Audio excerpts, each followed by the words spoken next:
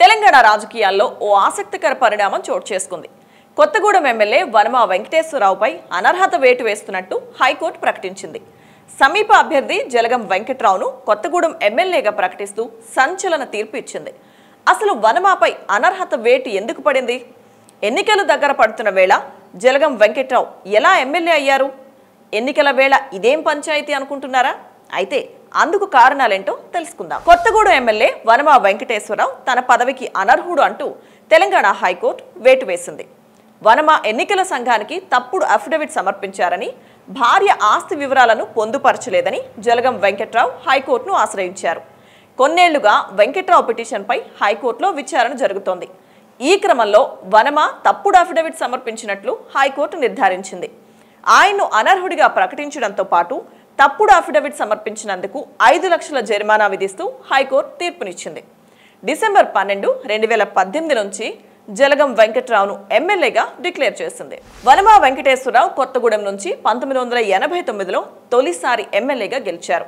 1999, 2004లోనూ ఎమ్మెల్యేగా నెగ్గిన ఆయన అప్పటి సీఎం వైఎస్ రాజశేఖర రెడ్డి కేబినెట్లో మంత్రిగా కూడా పనిచేశారు.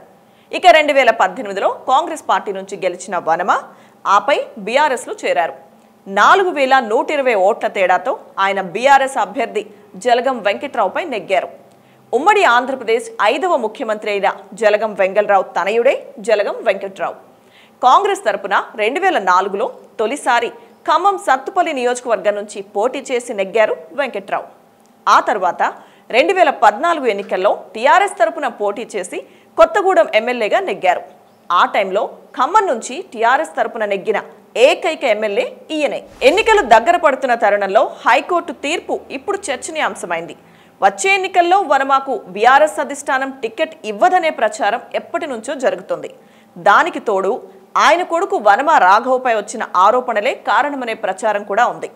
పాల్వంచుకు చెందిన రామకృష్ణ అనే వ్యక్తి భార్య 2 పిల్లలతో కలిసి ఆత్మహత్య చేసుకోగా తమ చావుకు ఎమ్మెల్యే కుమారుడు రాఘవ కారణమని సెల్ఫీ వీడియోలో ఆరోపించడం అప్పట్లో రాష్ట్రంలో సంచలనంగా మారింది. అనంతరం వనమా రాఘవను పోలీసులు అరెస్టు చేశారు. రామకృష్ణ కుటుంబం ఆత్మహత్యకు పాల్పడడం వనమాకు మైనస్గా మారింది.